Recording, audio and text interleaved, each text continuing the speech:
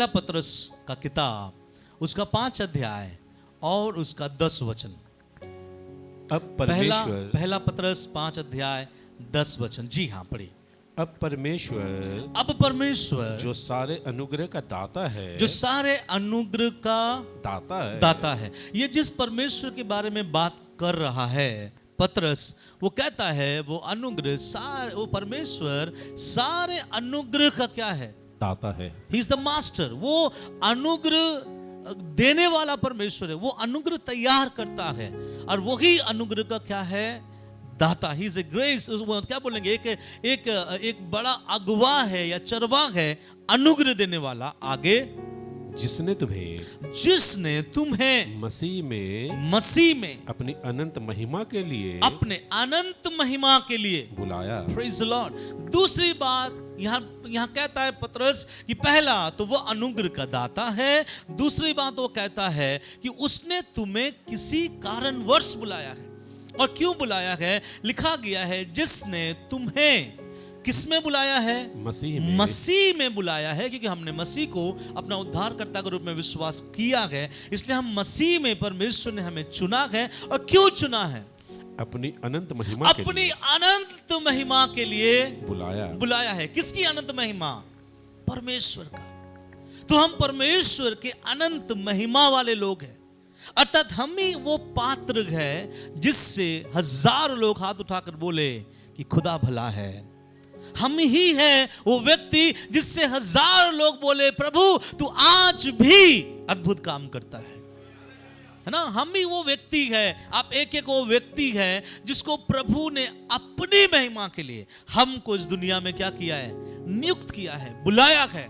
हमको इसलिए नहीं बुलाया कि हम अपनी तारीफों को ले, हमको इसलिए नहीं बुलाया गया कि हम अपने तारीफों का पुल बांधे, हमको इसलिए नहीं बुलाया है कि मेरी माँ कितनी अच्छी है, मेरा पिता कितना अच्छा है, मेरी बीबी कितनी अच्छी है, मेरे बच्चे कितने परसेंटेज लाए हैं, क्या है वो है, इसके लिए नहीं। हमको इसलिए बुलाया गया, बाइबल बताता है कि तुम अब प्रभु ने इसलिए बुलाया है अपनी अनंत महिमा के लिए मुझे और आपको खुदा ने बुलाया है। हालेलुया। तो ऐसा जिंदगी जियो कि आपको देखकर हजार लोग बोले धन्य है। जैसा कहा था बाइबल में, धन्य है सदरक मेसक अबेदनगो का परमेश्वर। किसने कहा था? राजा ने कहा था। वैसे लोग हमें देखकर कहने पाए धन्य है स्वयं सो का परमेश्वर। हालेलुया। तो याद रखिए प्रभु हमें उसकी अनंत महिमा के लिए बुलाया है। अगर आपको ये नहीं पता कि मेरा क्या काम है इस दुनिया में, तो मैं आपको बताना चाहता हूं, आपको खुदा ने इसलिए यहां पे नियुक्त किया कि आपके द्वारा परमेश्वर की क्या हो? महिमा हो। और आगे, तुम्हारे थोड़ी देर तक दुख उठाने के बाद अब सुनिएगा, जहां महिमा होता है वहां दुख भी होता है। सब बोलिए एक दूसरे को देखकर कि भैया जहां महिमा होता है वहां दुख होता है। कोई इंसान 10 से 9वें क्लास में नहीं आता, बल्कि 9वें क्लास से 10 क्लास में जाता है, और 9वें क्लास से 10 क्लास में जाने के बीच में एक दुख का घड़ी आता है, जिसे क्या बोला जाता है? एग्जाम। और बिना एग्जाम, बिना दुख की घड़ी आए कोई भी इंसान को प्रमोशन मिलता नहीं। जरूर हम प्रभु के अनंत महिमा के लिए बुलाए गए हैं, लेकिन यहां पे बताया गया है महिमा अनंत है, लेकिन तकलीफ के बारे क्या लिखा है? दुख उठाने के बाद नहीं, थोड़ी देर। इसका मतलब है महिमा अनंत जीवन के लिए, यहां भी वहां भी, लेकिन तकलीफ थोड़ी देर। और थोड़ी देर का मतलब क्या है? चंद भर का होगा, कुछ समय का होगा, कुछ पल का होगा, कुछ महीने का होगा, लेकिन होगा तो होगा। कितना होगा? थोड़ा होगा। थोड़ी देर तुम्हारे दुख उठाने के बाद आप ही तुम्हें, देखिए दुख उठाने के बाद ही कुछ चीजें आता है, जो 3 चीजें वहां पे है। आप ही मतलब परमेश्वर ही आपको क्या करेगा? सिद्ध। बोलिए सिद्ध, फिर बोलिए स्थिर, फिर बोलिए बलवंत करेगा। हालेलुया। आपको मालूम है मसीही जीवन का परिपूर्णता कहां है? मसीही जीवन का परिपूर्णता यह है कि आप सिद्ध हो जाओ, आप स्थिर हो जाओ, और अब उसके बाद क्या बन जाओ? बलवंत बन जाओ। और यहां पर बोलता है परमेश्वर तुम्हारे लिए करेगा। कौन करेगा? परमेश्वर तुम्हारे लिए करेगा। 3 चीज को रट ले। बोलिए सिद्ध बनाएगा, स्थिर करेगा, बलवंत करेगा। हालेलुया। क्यों ये सिद्ध, स्थिर और बलवंत होना हमारे लिए जरूरी है। अगर कोई भी विश्वासी सिद्ध नहीं है, परफेक्ट नहीं है, अगर वो स्थिर नहीं है, अगर वो बलवंत नहीं है, तो सच्चे मायने में वो परमेश्वर में अच्छा विश्वासी नहीं है। ध्यान सुनिएगा, प्रभु के उपस्थिति में पहले लिखा गया है हमें सिद्ध होना बहुत क्या है, जरूरी है। सिद्ध मतलब परमेश्वर आपको जब बुलाते हैं उनको अनंत महिमा के लिए, वो पहले आपको सिद्ध करेगा। और जब वो आपको सिद्ध करेगा, सिद्ध के लिए मैं वचन नहीं पढ़वाना चाहता, लेकिन इतना बोल देना चाहता हूं, जब प्रभु का एक दास सिद्ध नहीं था, गड़बड़ कर रहा था, गलत चीजों पे ध्यान दे रहा था, गलत मोड़ पर मुड़ गया था, तब उसी समय परमेश्वर ने उनको आवाज दिया। मुझे लगता है 17वां अध्याय उत्पत्ति के किताब में ऐसा लिखा गया है कि जब अब्राहम 99 वर्ष का हुआ, तब परमेश्वर ने अब्राहम से ये बातें कह दिया कि मेरे उपस्थिति में चल और क्या बन जा, सिद्ध बनता जा। सिद्ध बनने के लिए आपको प्रभु के उपस्थिति में क्या करना पड़ेगा, चलना पड़ेगा। आप बोलेंगे प्रभु की उपस्थिति में मतलब प्रार्थना, दुआ, आराधना, वचन में ही एक व्यक्ति क्या बन सकता है, सिद्ध बन सकता है। और पहले इंसान स्थिर नहीं होता है, पहले इंसान क्या बनता है, सिद्ध बनता है। और जब आप सिद्ध बन जाओगे प्रभु के वचन में, दुआ में, प्रार्थना में, आराधना में, तब एक दूसरा कैरेक्टर आपके अंदर आएगा। आप क्या हो जाओगे, स्थिर हो जाओगे। एक ऐसी स्थिर जो कोई तूफान आपको गिरा नहीं पाएगा। और ऐसे बड़ा बड़ा तूफान भी अगर आ जाए तो आप ऐसे बोलने वाले बन जाओगे कि अगर जिस परमेश्वर के हाथ से हमने सुख लिया है, क्या उसके हाथों से हम दुख ना ले। ये क्यों उसने ऐसे कहा पता है, क्योंकि वो सिद्ध नहीं था, सिद्ध के साथ क्या था, स्थिर भी था। हालेलुया। और स्थिर अवस्था से भी एक बेहतर अवस्था है। बाइबल बताता है जब आप स्थिर रहोगे प्रभु के लिए, है ना, जब तकलीफ आएगी, मुसीबत आएगी, बाधाएं आएगी, रुकावटें आएगी, आप अपने परमेश्वर के लिए जब स्थिर रहोगे, तब प्रभु कहता है कि वो तुम्हें क्या बनाएगा, बलवंत बनाएगा। बलवंत बनने का मतलब है मसीह जीवन का सबसे आखिरी पड़ाव है जहां पे हम मसीही बलवंत विश्वासी बनते हैं। हालेलुया। अर्थात ये ना कोई हमें गिरा सकता, ना कोई हमें भटका सकता, और हम भी पौलुस के समान ये बोल पाएंगे कि कौन हमें मसीह के प्रेम से अलग कर सकता है। क्या नंगाई, क्या तलवार, क्या जोखिम, क्या कमी, क्या घटी, कोई भी हमें मसीह के प्रेम से अलग नहीं कर सकता। ऐसे बोलने वाले व्यक्ति कौन होते हैं मालूम है, सिद्ध, स्थिर और बलवंत। और बाइबल में इसी बलवंत के बारे में जो बातें कहा गया है, मैं चाहूंगा उसको थोड़ा पढ़ाऊं, उसके बाद मैं आगे बढ़ूं। प्रकाशित वाक्य 3 अध्याय उसके 21 वचन में देखिए क्या लिखा गया है। The book of Revelation chapter 3 verse 21, देखिए उसमें क्या लिखा है, जो जय पाए। सुनिए क्या लिखा गया है, जो जय पाए, जो जय पाए। इसका मतलब ये वचन किसके लिए है, जय पाने वालों। और जय कौन पाते हैं, जो स्थिर रहते हैं या जो स्थिर रहते हैं, सिद्ध होते हैं या जो बलवंत रहते हैं। बिना बलवंत का कोई भी प्रभु में जय नहीं पा सकते। इसलिए यहां लिखा गया जो जय पाए, अर्थात ये बलवंत लोगों के बारे में बातचीत हो रही है, कमजोर लोगों के बारे में नहीं। इसलिए प्रभु ने प्रकाशित वाक्य में कह दिया, सुनो, जो जीतेगा उसी को मिलेगा। इसका मतलब जो नहीं जीतेगा उसको नहीं मिलेगा। तो आप लोग जो दौड़ रहे हैं, मैं भी दौड़ रहा हूं, हम में से कोई जीता नहीं है अभी तक। हम रेस में दौड़ रहे हैं और हमारा ये विश्वास है, हमारा ये कॉन्फिडेंस है कि हम इस रेस को जीतेंगे नहीं, कंप्लीट करेंगे। मसीह में कोई जीतने नहीं आता है, क्या करते हैं, कंप्लीट करने आता है। इसलिए यहां पे लिखा गया है जो जय पाए। इसलिए जय पाने से पहले आपको क्या होना पड़ेगा, सिद्ध, स्थिर और बलवंत। हाँ, जो जय पाए मैं उसे अपने साथ अपने सिंहासन पर बैठाऊंगा, अपने सिंहासन पर बैठाऊंगा। सब बोले हालेलुया, हालेलुया। सब एक दूसरे को देखकर बोलो, भैया कि आज तो यहां बैठे हैं, एक दिन सिंहासन में बैठेंगे, क्योंकि हम जय पाने वाले लोग हैं। हालेलुया। अब थोड़ा सा पॉज हो जाए, देखिए प्रभु ने क्या कहा अपने बारे में। जैसे मैं भी जय पाकर, सुनिए, जैसा मैं भी जय पाकर। आप थोड़ा सा रिमाइंड में या फिर आज से 1 सप्ताह पहले चले जाइए, और चला गया गुड फ्राइडे, ईस्टर, और आपने देखा यीशु मसीह ने जय कैसे पाया। जय पाने के लिए खुदा ने कोड़े खाए, जय पाने के लिए खुदा ने अपने हाथों पर खील को ठुकवाया। जय पाने के लिए उसे झापड़ मारा गया, उसने सहा। जय पाने के लिए उसके मुंह पर किसी ने थूका, परंतु उसने सह लिया। और सूली में से एक बात कहा, हे पिता, इन सब को क्षमा कर दे, क्योंकि ये नहीं जानते कि ये क्या कर रहे हैं। यीशु तकलीफों के साथ में सूली पर मारा गया, यीशु को गाड़ दिया गया, यीशु जी उठा, और ये सारे तकलीफों को मिलाकर यीशु कहता, जैसा मैंने जय पाया है वैसा तू भी हर एक तकलीफों पर क्या पाए, जय पाए, और तब तुझे क्या मिलेगा, सिंहासन मिलेगा। हालेलुया। इसलिए यहां पे पतरस कहता है थोड़ी देर का दुख। मैं आपसे पूछता हूं, यीशु मसीह ने कितने देर का दुख सहा होगा? यीशु मसीह ने कितने देर का दुख सहा होगा? बृहस्पतिवार रात को यीशु को पकड़ा गया। यीशु मसीह को फिर पूरी रात यहाँ कैफा के पास में, महायाजक के पास में, फिर सुबह यीशु का वहाँ पे जजमेंट किया गया, कोड़े मारा गया। उसके बाद यीशु को ले जाकर गुलगुता पहाड़ पर चढ़ा दिया गया। यीशु मारा गया, गाड़ा गया।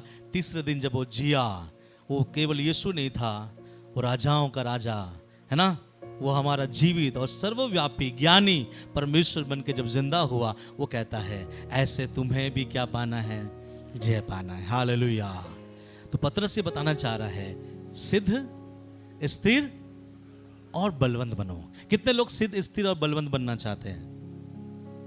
Praise the Lord. मैं 2, 3, 5 रहस्य बताऊंगा आपको। अब उस रहस्य को लीजिए और प्रभु से दुआ करे, खुदा हमें भी ऐसा बढ़ने के लिए सहायता कीजिए। तो ये पतरस स्टार्ट कर रहा है, जय कैसे पा सकते हैं, बलवंत कैसे हो सकते हैं, स्थिर कैसे हो सकते हैं, सिद्ध कैसे हो सकते हैं। चलिए अब शुरुआत से जब पढ़ेंगे मैं आपको बता पाऊंगा। पहला पतरस उसका 5 अध्याय उसका 6 से हम आरंभ करेंगे, और सारे लोग ध्यान से सुनिएगा, क्योंकि इसमें से बहुत बड़ी सीख खुदा हमें देने जा रहा है। पहला पतरस 5 उसका 6 से आरंभ करेंगे।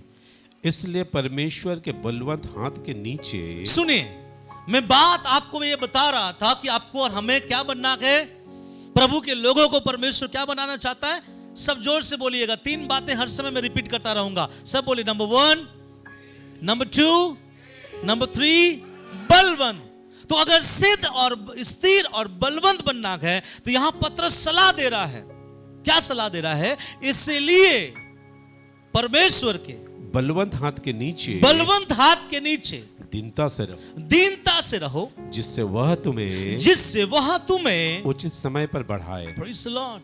आप ध्यान से सुनिएगा। बहुत लोगों के अंदर ये विश्वास जो है, या प्रभु के प्रति जो आग्रह जो है, प्रभु के प्रति जो सम्मान है, हम सब के अंदर है। लेकिन सबके अंदर रहने से हम जय नहीं पाएंगे। जय पाने के लिए आपको सिद्ध होना पड़ेगा, उसके बाद आपको स्थिर होना पड़ेगा, उसके बाद आपको बलवंत होना पड़ेगा। और जिस दिन आप बलवंत के कैटेगरी में आ गए, फिर आप जय पा जाओगे। और जिस दिन आप जय पाओगे, सिंहासन भी खुदा आपको क्या करेगा, देगा। और जो व्यक्ति बलवंत है, वो इस दुनिया में भी हर एक चीजों के ऊपर क्या पाता चला जाएगा, बलवंत होकर जय पाता हुआ चला जाएगा। तो प्रभु यहां पे क्या कहता है, इसके लिए शुरुआती तौर पर तुमको कुछ करने की आवश्यकता है, और वो चीज ये है, परमेश्वर के बलवंत हाथ के नीचे रहो। सब बोलिए, परमेश्वर के बलवंत हाथ के नीचे रहो। अभी मैं आपसे एक बात पूछना चाहता हूं, बलवंत हाथ के नीचे ही क्यों? पतरस क्या बताना चाह रहा था? एक सिंगर आपको सिंगर बनाएगा, समझ में आ रहा है मेरी बातों को? एक चुगलखोर आपको क्या बनाएगा, चुगलखोर बनाएगा। एक नशेड़ी आपको क्या बनाएगा, है ना। कल मैं गाड़ी धोने के लिए मैं गया था, तो गाड़ी में धो रहा था, वो भाई मेरे बगल में आ गया और बीड़ी का चिमकी फाड़ कर बोलता, दादा आप चलता है आपको? हमने भैया हम दूर दूर तक नहीं चलता हमारा। तो मैंने बोला, मैंने आपको पहले भी देखा है, आपने तो कभी ये सब नशा नहीं भैया, मैं नशा नहीं करता था, लेकिन मैं गाड़ी धो धोकर क्या होता है, जब लोग मेरे पास आते हैं बाइक धुलवाने के लिए, गाड़ी धुलवाने के लिए, तो लोग मुझे बोलता थोड़ा सा मार के देखना कैसा लगेगा। और ये मारते मारते अब वो मुझे मार रहा है और मैं अब पीना क्या कर लिया, स्टार्ट कर लिया। इसका मतलब आपका गंजेड़ी दोस्त आपको क्या बनाएगा। आप अपने मम्मी पापा को ये नहीं बोल सकते, ना बाबा अनेक भालो आछे सब चलबे, नहीं चलेगा। अगर आप उसके साथ है, आप एक दिन नशे के आत्मा में डूब जाओगे। अगर आपका दोस्त व्यभिचार नहीं है, और जब भी आप मिलते हैं और व्यभिचार की बातें होती है कि ये ऐसा है, वो ऐसा है, वहां ऐसा दिखता है, ये तस्वीर ऐसा है, एक ना एक दिन जरूर आपके अंदर व्यभिचार का आत्मा क्या करेगा? काम करेगा। इसलिए परमेश्वर का वचन कहता है, अगर सिद्ध और स्थिर और बलवंत होना चाहते हो, बलवंत होना चाहते हो, फिर से बोलूंगा, बलवंत होना चाहते हो, तो बलवंत परमेश्वर के हाथ के नीचे रहो। हालेलुया। एक फाइटर ही आपको फाइटर, एक फाइट करने वाला ही आपको फाइटर बना सकता है। हालेलुया। और हमारा परमेश्वर का हाथ कौन सा हाथ है? बलवंत हाथ। और जब बताया जा रहा है कि बलवंत हाथ के नीचे रहो, दैट मींस जब आप उसके हाथ के नीचे हो, ये हाथ ही आपको एक दिन क्या बनाएगा? बलवंत बनाएगा, क्योंकि आपका ट्रेनिंग अंदर बलवंत हाथ के नीचे हो रहा है। इसलिए लिखा है बलवंत हाथ के नीचे रहो। अब मैं बताऊं, बलवंत हाथ के नीचे अगर मैं पूछूं, इस समय पूछूं कि आप सब बलवंत हाथ के नीचे हैं, आप बोलेंगे हाँ पास्टर जी है। लेकिन आगे अगर मैं पूछूंगा, आपका जवाब बदल जाएगा। इससे पहले कि आपका जवाब बदले, मैं कुछ बदलना चाहता हूं, सुनिए ध्यान से। इसलिए परमेश्वर के बलवंत हाथ के नीचे रहो, जिससे वह तुम्हें, नीचे दीनता से रहो, वह तुम्हें उचित समय पर बढ़ाए, उचित समय पर बढ़ाए। बोले प्रभु का एक समय है। क्या मतलब है मालूम है? हर इंसान को आप दुनिया में देखिएगा, सब कोई वो सेवक हो जाए, लीडर हो जाए, सिंगर हो जाए, वर्शिपर हो जाए, नॉर्मल जॉब करने वाले, बिजनेस करने वाले, कुछ भी काम करने वाले, सबके अंदर एक चीज होता है कि काश मैं थोड़ा जल्दी बढ़ जाऊं, काश मेरा समय थोड़ा जल्दी आ जाए। कुछ लोग बोलते हैं ना, मैं बहुत मेहनत करता हूं, मैं बहुत पैसे कमाता हूं, मैं बहुत पैसे रखने की कोशिश भी करता हूं, लेकिन पता नहीं क्यों, पता नहीं परमेश्वर मुझे कब बढ़ाएगा। लोग बोलते हैं ना ऐसा, पता नहीं मेरा नंबर कब आएगा, मैं कब बढ़ूंगा। कभी ना बोले मेरा नंबर कब आएगा। कोई अगर पूछे, भाई तेरे दोस्तों के सबके जॉब लग गए, तेरा जॉब क्यों नहीं लगा, तो आप उसको बोलना, बलवंत हाथ के नीचे हूं, एक दिन बलवंत दिखूंगा भी। हालेलुया। हमको बोलना पड़ेगा। और ये बोलने का मतलब ये नहीं कि हम केवल हाके, ये बोलने का मतलब ये है, मैं दिल के अंदर विश्वास करता हूं कि मैं बलवंत हाथ के नीचे अगर हूं तो बलवंत ही बनूंगा एक दिन, कमजोर बन नहीं सकता। हालेलुया। असामर्थ जीवन जी नहीं सकता, क्योंकि ये हाथ मुझे असामर्थी होने देगा नहीं, ये हाथ मुझे सामर्थी ही क्या करेगा? बनाएगा। इसलिए बलवंत हाथ के नीचे खुदा हमें रहने के लिए बोलता है। कब? पता है, जब आपके मन में ऐसा तूफान उठे कि मेरे जीवन में इन सारी चीजें कब आएगी, कब होगा। आपके दोस्त बढ़ जाएंगे, आपके परिवार के लोग आगे बढ़ेंगे, आपके पड़ोसियां जो चीज आप नहीं देख पा रहे हैं वो देखेंगे, उनके पास बहुत धन आ जाएगा, सब कुछ आ जाएगा, सब कुछ दिखाई देगा, परंतु आप तकलीफ और अशांति और बीमारी में, या हो सकता है बहुत तूफानों के बीच में आप रहोगे। खुदा कहता है किस समय हमें खुदा के हाथों के नीचे रहना है? जब आपको लगे कि मुझे अब बढ़ जाना चाहिए था। प्रभु कहता है परमेश्वर के हाथों के नीचे जो बलवंत हाथ है, दीनता के साथ रहो कि वो तुम्हें उचित समय पर क्या करे? बढ़ाएगा। हालेलुया। कितने को बढ़ने का इच्छा है? सब बढ़ना चाहते हैं। इसलिए मैं भी अभी तक हाथ उठा के रखा हूं। मुझे भी क्या करना है? बढ़ना है। क्या किसमें बढ़ना है? वो मेरे मन में है। आपको किसमें बढ़ना है? आपके मन में है। लेकिन मालूम है, जब भी हम बढ़ना चाहते हैं, चाहे स्पिरिचुअली हो, चाहे भौतिक रीति में हो, चाहे किसी भी रीति में हम बढ़ना चाहते हो, एक चीज है, दीनता के साथ बलवंत हाथों के नीचे रहो। किसके हाथ के नीचे रहे? परमेश्वर के हाथ। और परमेश्वर के हाथ के नीचे आप दीनता के साथ जब रहोगे, दीनता का मतलब समझते हैं आप? दीनता का मतलब ही ये होता है कि जब आप खुदा के हाथों के नीचे है, फिर आप अपना दिमाग ज्यादा मत चलाओ। आपको मालूम होना चाहिए कि ऊपर मेरा परमेश्वर का हाथ मेरे ऊपर है। इसलिए दीनता के साथ रहना पड़ेगा। दीनता का मतलब क्या है? अधीनता। प्रभु जो कहता है उसके अनुसार हमें चलना बहुत क्या है? जरूरी है। तो कैसे हम सिद्ध होंगे, कैसे स्थिर होंगे, कैसे बलवंत होंगे? बलवंत हाथों के नीचे कैसे रहना है? दीनता के साथ रहना है। आपको मालूम है, बलवंत हाथों के नीचे तुम दीनता के साथ रहो, उचित समय पर खुदा तुम्हें क्या करेगा? बढ़ाएगा। मैं आपसे आमीन सुनना चाहता हूं, लेकिन उन लोगों से जो यकीन करता है मेरे टाइमिंग से भी खुदा का टाइमिंग बेस्ट होगा। हालेलुया। हम सोचते हैं माँ अब 26 क्रॉस किया हूं, 27 आ चुका है, अब मुझे लगता है विवाह का समय है, लड़की देखो मेरे लिए। लड़की लोग बोलेंगे माँ मेरे सारे दोस्त मेरे एज के सब ने क्या कर लिया है, विवाह कर लिया है। हालांकि लड़की लोग ऐसा नहीं बोलते हैं, फिर भी माँ बाप को लगेगा कि उनका सब हो जा रहा है, मेरा क्यों नहीं हो रहा है। मैं आपको बोलूंगा आपके टाइमिंग से अच्छा खुदा का टाइमिंग है। हालेलुया। भरोसा करो। मैं बिलीव करता हूं, कुछ मैं ऐसा सोचता हूं कि मान लो कोई अगर 80 साल में झोपड़ी के घर को हटाकर खुदा अनुग्रह दे कि 3 तल्ला का घर बनाए, तो मैं सोचता था, एक बार सोच रहा था कि फिर वो चढ़ेगा कैसे, है ना, लिफ्ट लगाना पड़ेगा, उसका अलग खर्चा होगा, फिर वो सीढ़ी पे चढ़ेगा कैसे। तो प्रभु ने मुझे यहां मार के बोला अगर मैं 3 तल्ला कर दूंगा तो तेरे टखनों में जान भी दूंगा कि वहां चढ़ सके। हालेलुया। इसलिए ये नहीं सोचना है कि कब होगा कैसे होगा, हर समय ये समझना कि मेरे समय से अच्छा खुदा का समय है। हालेलुया। आपका समय हर समय खराब हो सकता है, लेकिन जब आप खुदा के समय पर विश्वास करोगे एक परफेक्ट समय होगा। हालेलुया। और जब खुदा देता है, बाइबल कहता है जब मैं देता हूं उसके साथ दुख नहीं मिला था। इसलिए जितने लोग प्रभु के बलबंद हाथ के नीचे हैं, शान से रहे, दीनता से रहे, क्योंकि वो हाथ बलबंद है। सही समय पर खुदा आपको वहां क्या करेगा, उठाएगा। और आप हर समय बोलिए Lord I trust in your time. मैं तेरे समय पर विश्वास करता हूं, मैं तेरे बढ़ाए जाने पर मैं आग्रह रखता हूं। तू जब बढ़ाएगा मैं बढ़ूंगा, तू जब फैलाएगा मैं फैलूंगा। और जब हम ऐसे बातों को बोलते हैं तो हम इस चीज का घोषणा करते हैं कि तेरा हाथ बलबंद और सामर्थी हाथ है जिसके नीचे मैं के साथ हूं। हालेलुया।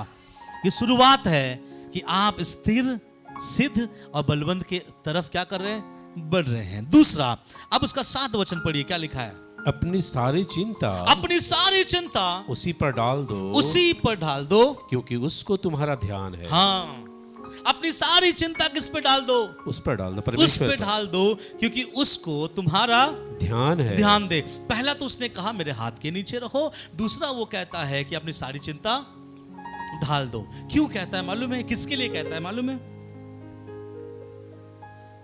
कितने लोग आज मीटिंग खत्म होने के बाद खाना पका के आए आप लोग, कितने लोग खाना पका के आए, कोई नहीं पकाया। मैं पूछ रहा हूं कितने लोग खाना पका के आए, मतलब लंच को अपने घर में पका के आए हैं। कोई नहीं भैया, यहां तो खाना नहीं बनाया मैंने, ठीक है, सब पका के आए। इसका मतलब क्या है, इससे पहले कि आप आराधना की चिंता करें, आपने दोपहर 1 बजे के बाद का चिंता कर ली। इसलिए हंडी भी चढ़ा दी है, दाल भी हो गया है, बाकी सब सामान का भी क्या चल रहा है, प्रिपरेशन चल रहा है। और कुछ लोग यहाँ ऐसे होंगे कि जाते समय मीट के शॉप से थोड़ा बहुत मीट भी लेके जाएंगे और खाएंगे, क्योंकि हम क्रिश्चियन लोग सबसे ज्यादा नॉनवेज खाने वाले हैं। अब ध्यान से सुनिएगा, इसका मतलब यह है कि हमने 10 बजे के समय से ज्यादा 1 बजे के समय के लिए पहले से क्या कर लिया है, तैयारी कर रखा है। अब प्रभु को पता है मेरे बलवंत हाथ के नीचे कितने भी पास्टर चिल्ला चिल्ला के प्रचार कर ले, फिर भी विश्वासी को चिंता दूर नहीं होता। लेकिन मालूम है प्रभु यहां जेन्युइनली कहता है अपनी सारी चिंता मुझ पर क्या कर दे। क्या मतलब है बलवंत हाथ के नीचे रहना? बलवंत हाथ के नीचे रहने का मतलब यह है कि अपनी सारी चिंता को किस पे दे दो, प्रभु पे दे दो। क्यों दे दो? प्रभु ये नहीं बोल रहा कि चिंता दे दो, प्रभु आगे भी कुछ कहा, मुझे तेरा ध्यान है, मैं देखता हूं तेरे बारे में, मुझे तेरे बारे में खबर है, मैं तेरा ख्याल रखता हूं, मैं तुझको चला पाऊंगा, मैं तुझे संभाल पाऊंगा। इसलिए अपनी सारी चिंता को मुझ पर क्या करो, दे दो। कुछ लोग इतना चिंता कर देते हैं कि 26वीं उम्र में उसके सारे बाल 80 की उम्र वाले बाल दिखाई देते हैं, क्योंकि चिंता से क्या होता है, बाल पकता है। और मैं कई बार बोला हूं, चिंता रेंगते हुए आपको चिता तक ले जाएगा। चिंता रेंगते हुए आपको कहां ले जाएगा, चिता की ओर। डॉक्टर से जाके बोले डॉक्टर साहब बहुत मेरा बीबी चिंता करती है, कुछ दवा है?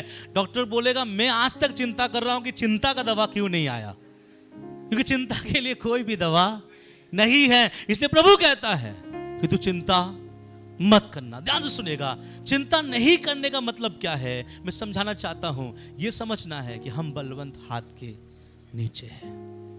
हमको हर समय समझना है कि मैं बलवंत हाथ के नीचे हूं। बड़ा सा बड़ा कठिनाई समस्याएं अगर आए, हमको समझना है मैं परमेश्वर के बलवंत हाथ के नीचे हूं। खुदा मुझे क्या करेगा, ले चलेगा।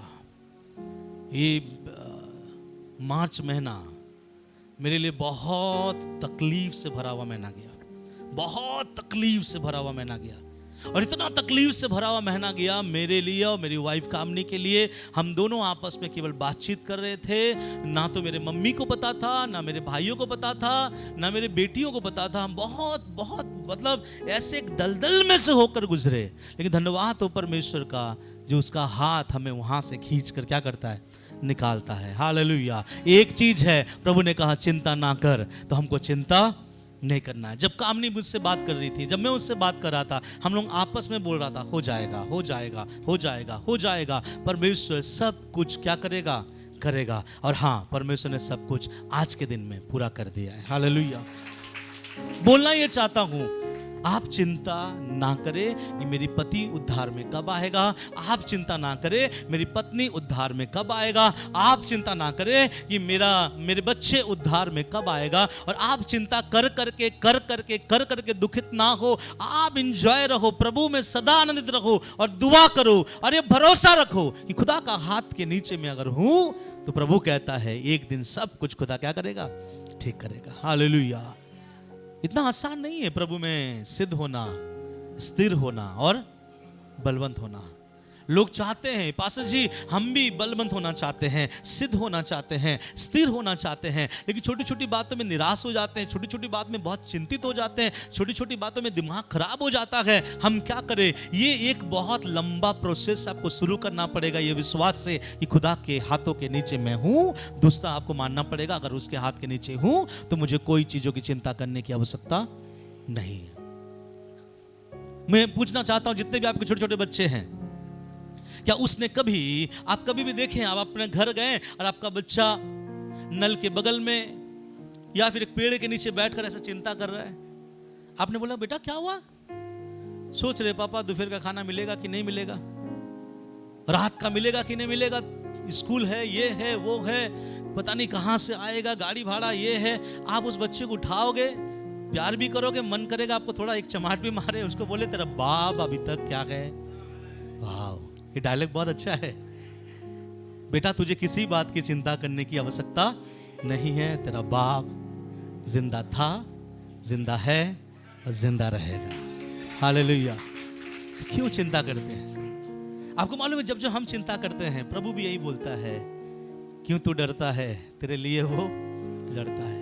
और जैसे आपका बेटा अगर कभी चिंता करे, मैं चाहता हूं, मेरा ये दुआ होगा, मैं दुआ करूंगा आज से, इस कलीसिया के जितने भी भाई बहन चिंता में हैं, खुदा उसके बच्चों को चिंता में डाले। क्यों मैं बता रहा हूं? जब आपके बच्चे चिंता में आएंगे ना, तब आपको समझ में आएगा, आपके बच्चे की चिंता को देखकर आपके आंखों से क्या आएगा, आंसू आएगा। आप किसी भी हद तक जाकर अपने बच्चों की जरूरतों को क्या करेंगे, पूरा करेंगे। और तब आपको पता चलेगा अगर मैं शारीरिक मनुष्य होकर अपने बच्चे के लिए कर सकता हूं तो मेरा आसमानी खुदा मेरे चिंताओं को देखकर क्या नहीं कर पाएगा। हालेलुया। तो मैं चाहता हूं कि ये हो आपके साथ में। इसलिए इस याद रखिएगा, अगर हम प्रभु में हैं, अगर हम सिद्ध होना चाहते हैं, अगर हम स्थिर होना चाहते हैं, अगर हम बलवंत होना चाहते हैं, ये प्रोसेस है कि हमको खुदा के हाथों के नीचे रहते हुए टेंशन फ्री जीना है। कैसा जीना है? यस। अब पता है बाइबल क्यों बोलता है कल की चिंता ना करो? आप बोलेंगे मैं इसमें भी आप लोगों को मैं झूठा साबित कर सकता हूं। सबके घर में और भी कम से कम 15 दिन का चावल होगा आपके घर में, आलू वालू तो होगा ही आपके घर में, या आज की ही खत्म है आपके घर में? क्या लगता है ना? आप किस किस घर में राशन है अभी भी चलेगा कम से कम 10 दिन तक, सबके पास है। इसका मतलब 10 दिन पहले के बारे हमने क्या कर लिया, इसके बारे में नहीं कहता है परमेश्वर। मैंने कल के लिए चावल खरीद लिया, मैंने परसों के लिए चावल खरीद लिया, मेरे बच्चे 5 दिन बाद स्कूल में एडमिशन होंगे, उसके लिए अभी से बुक ले लिया, नहीं, इसके बारे में नहीं कहता है। कुछ व्यक्ति कल के बारे में आज बहुत चिंता करता है, कुछ व्यक्ति कल के बारे में आज ही क्या करता है, चिंता करता है। तो प्रभु ये कहता है बेटा 24 घंटा मैंने तुझे दिया है, इस 24 घंटे को 24 घंटे के हिसाब से जी, इसको 42 या 72 घंटा मत बनाओ। हम लोग अपनी जिंदगी को 42 और 72 घंटा बना देते हैं। जो 3 दिन के बाद करना है वो आज ही से क्या हो जाता है, शुरू हो जाता है और हम टेंशन में आ जाते हैं। तो प्रभु इसके लिए मना किया, कल की चिंता कल का दिन खुद तेरे लिए कर लेगा। पता है, एक लड़का चुपचाप से बैठा हुआ था, रो रहा था। मैंने उससे पूछा, भाई रो क्यों रहे हो? जवान लड़का है, देखने में हैंडसम है। बोला, पास्टर जी बीबी प्रेग्नेंट है और डिलीवरी होना है, लेकिन कैसे मेरे बच्चे का मैं डिलीवरी कराऊं? मैंने बोला, प्रभु सब देख लेगा। वो बोला, नहीं, कैसे मेरे बच्चे का डिलीवरी में करवाऊं? तो मैंने बोला, ठहर जा भाई, तू तो जवान है, तेरा शादी कब हुआ? उसने कहा, शादी हुआ नहीं है, लेकिन अगर मैं शादी करूंगा फिर बच्चे होंगे, और बच्चे होने समय जब वाइफ को हॉस्पिटल लेके जाना पड़ेगा, तो उस समय कहां से मैं खर्च को क्या करूं, पूरा करूं? इसका मतलब जो 2 साल बाद होना है, वो बंदा आज ही को लेके क्या कर रहा है, चिंता कर रहा है। ऐसे चिंताओं से मेरा खुदा क्या कहना चाहता है, दूर रहो। उस चिंता को अपने ऊपर हावी मत होने दो। एक जन बोलते हैं, मेरे बच्चों को कैसे पढ़ाएंगे पास्टर जी, हम लोगों को खाने के लिए दिक्कत है। अभी तक बच्चा आया नहीं है, कल ही शादी हुआ है इन लोगों का, आज ही उन्होंने चिंता कर रहा है बच्चे अगर आ जाएंगे तो बच्चे को खिलाएंगे क्या, बच्चे को स्कूल में क्या करेंगे, कैसे पढ़ाएंगे? तो ऐसे चिंता करने वालों से खुदा कहता है, अपनी सारी चिंता मुझ पर क्या कर दे, ढाल दे। कल के दिन की चिंता ना करे। सब विश्वास से बोलो कि खुदा का बलवंत हाथ का अगर मेरे ऊपर है, मैं आज फोकस करूंगा। मेरा कल खुदा के हाथ में है। कल क्या होगा मत सोचो आप, आज सोचो कि आज रात 12 बजे तक आप जिंदा रहोगे भी या नहीं, इसके बारे में सोच लो। जो भी खाना होना बनाना है कर लो, जो भी करना है कर लो, कल के विषय में चिंता ना करना। हालेलुया। और जब हम चिंता नहीं करते हैं ना, याद रखिएगा, हम एक एक कदम होकर सिद्ध, स्थिर और क्या बन रहे हैं, बलवंत बन रहे हैं। चिंता अगर आप करेंगे कभी भी आप बलवंत नहीं हो पाएंगे। इसलिए खुश रहो, हंसते रहो और दूसरों को क्या करते रहो, हंसाते रहो। आपने जोकर को देखा है सर्कस में? जोकर को देखिए, सामने से जाकर देखेंगे डर जाएंगे आप। उसका चेहरा बड़ा अजीब रहता है, लेकिन वो सुंदर से पेंट बनाता है, सुंदर सा चेहरा बनाता है, और जब वो उसका जब शो रहता है, ऐसे ऐसे नृत्य या कृत्य करता है कि नॉर्मल से उदास रहने वाला व्यक्ति भी हंस लेता है या खिल लेता है। पता है, वो कहता है इसी के लिए जीता हूं मैं आपसे बोलना चाहूंगा, खुदा यहाँ कहता है कि उसने तुम्हें इसलिए चुना कि तेरे द्वारा अपने नाम की महिमा थोड़े समय के लिए नहीं, अनंत काल तक कर सके। हालेलुया।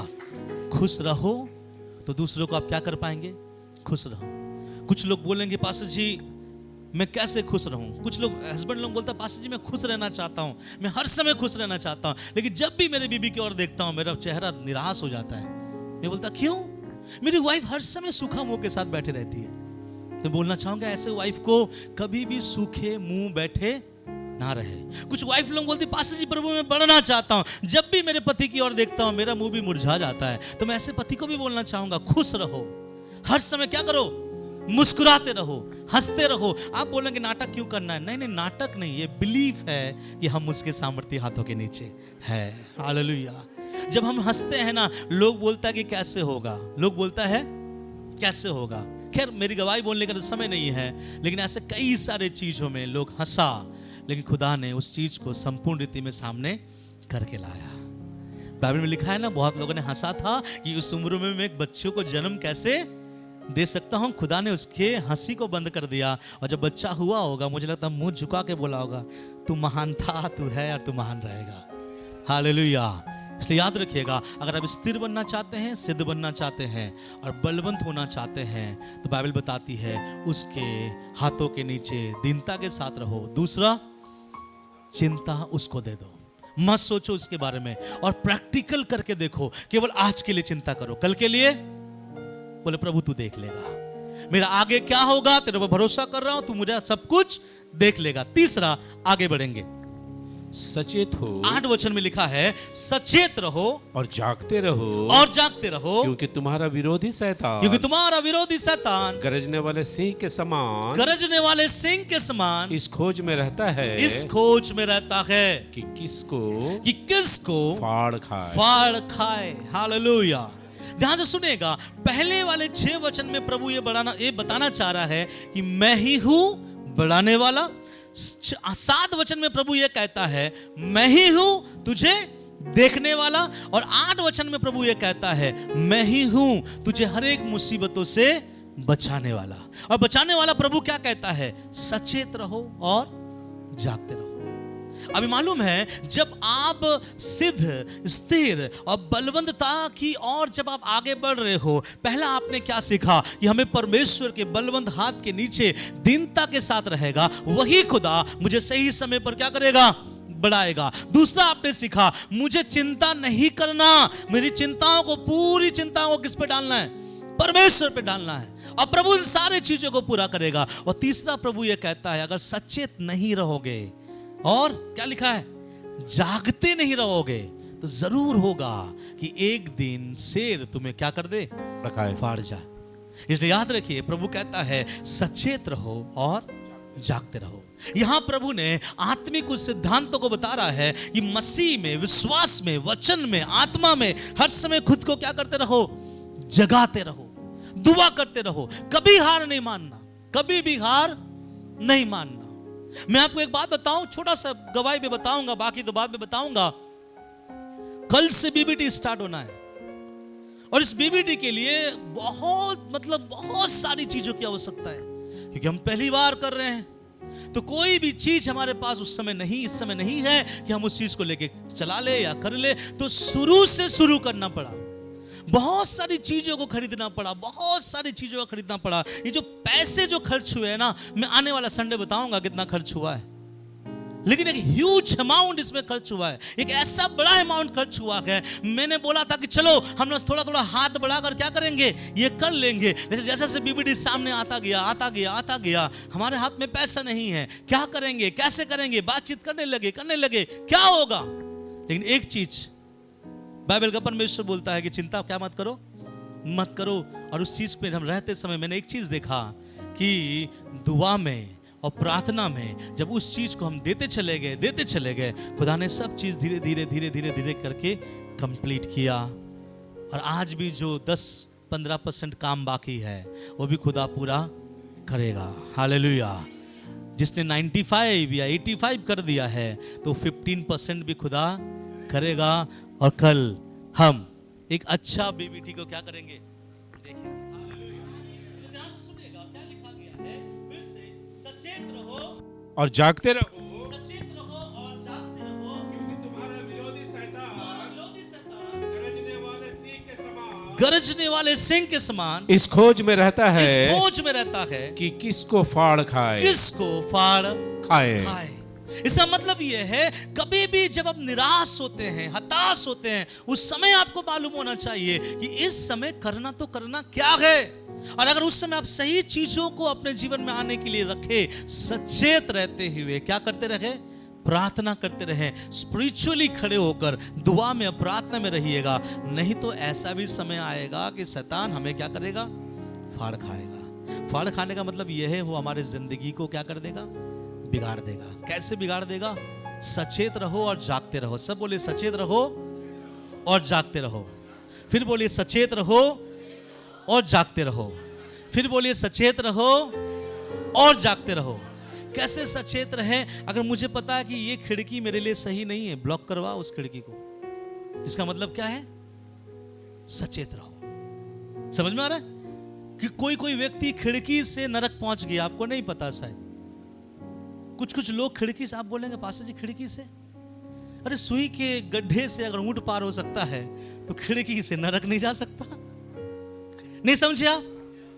एक शब्द बताएंगे तो आप सबको अभी थोड़ा हंसना स्टार्ट हो जाएंगे। मेरे सामने वाले खिड़की में सुने कभी जी? अभी आप समझदार है, मतलब आपको समझाने के लिए भी वो बोलना पड़ेगा।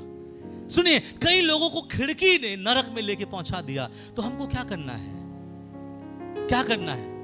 खिड़की के उस पार जो है उसको बदलना है। नाना बाबा उसको मत बदलना, आप अपने खिड़की बदल लो।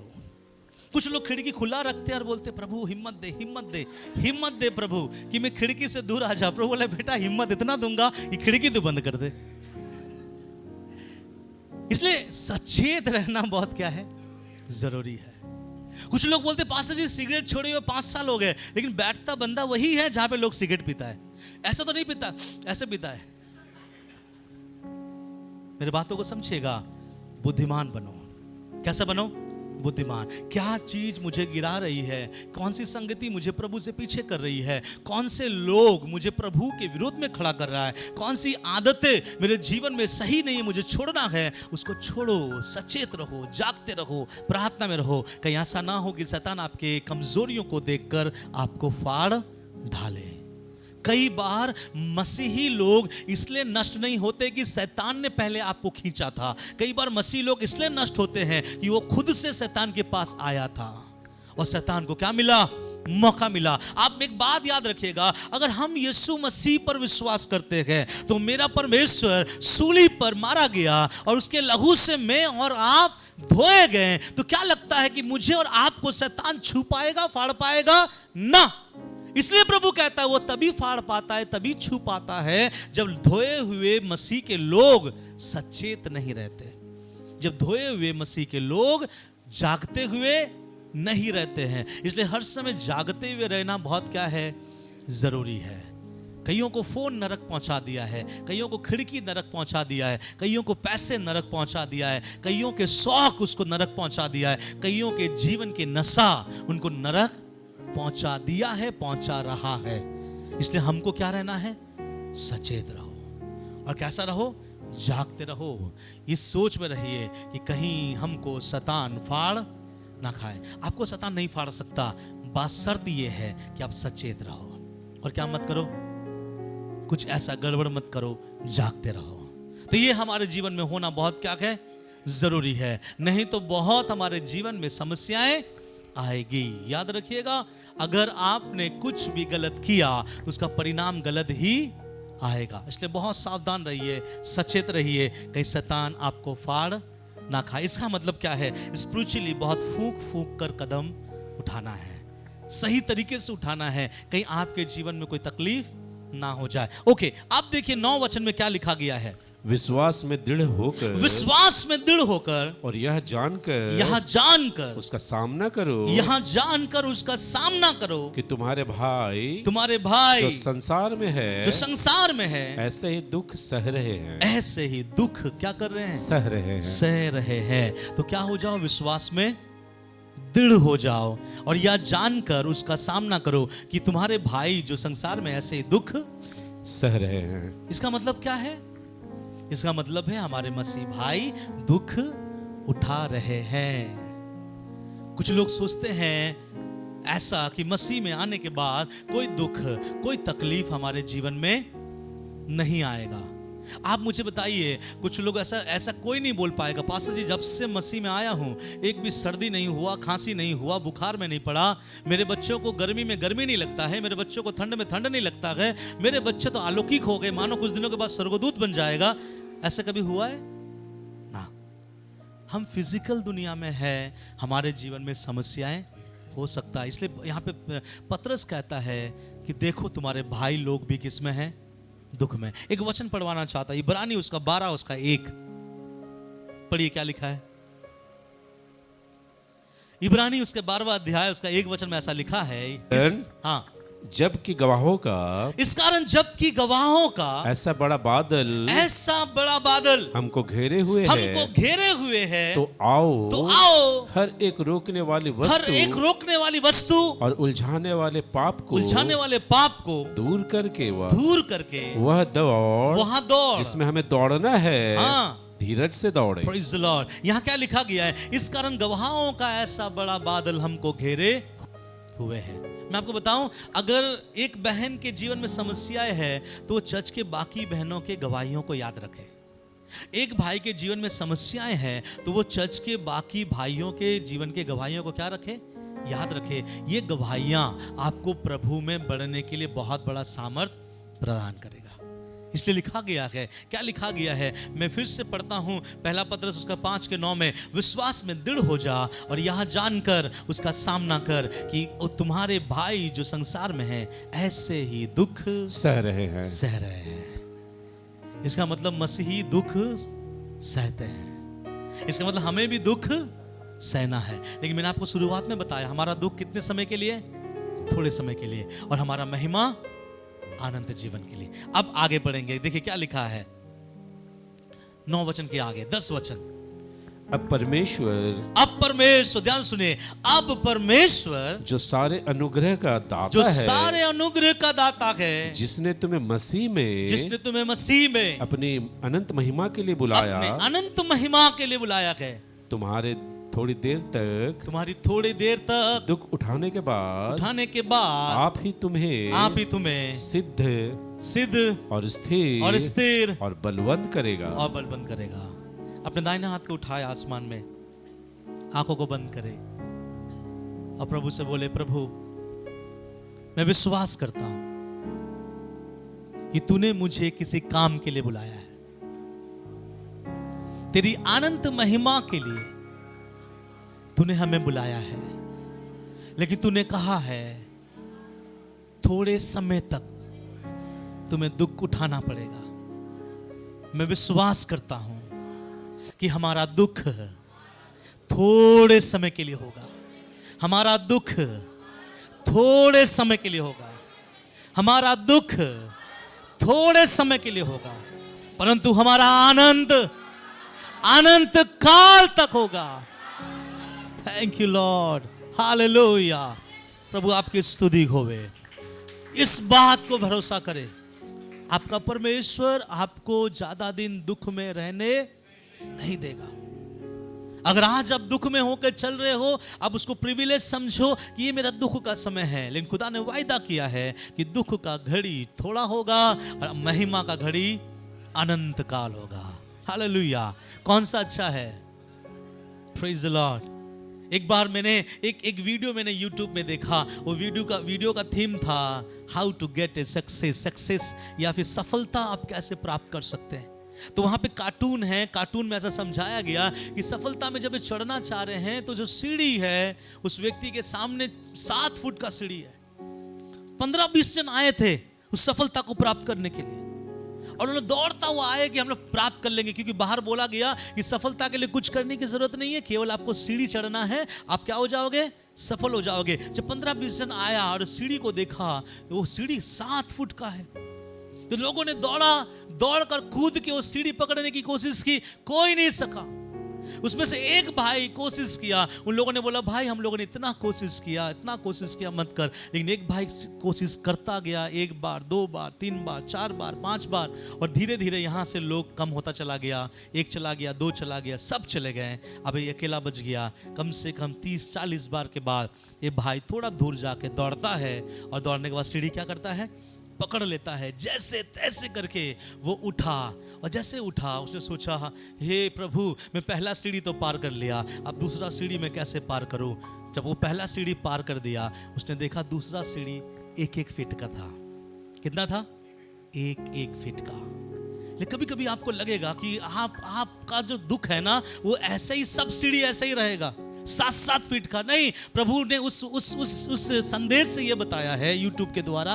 ये संदेश ये था कि लोगों को लगता है सक्सेस बहुत बड़ा चीज है, लेकिन आपको पहला सीढ़ी कदम को पार करना बहुत क्या है? जरूरी है। उसके बाद देखिए सब सीढ़ी कैसे आएगा? छोटा छोटा छोटा। इसलिए प्रभु ने कहा तुम्हारा दुख कितने समय के लिए है? थोड़ा। विश्वास करते हैं आप लोग? यस।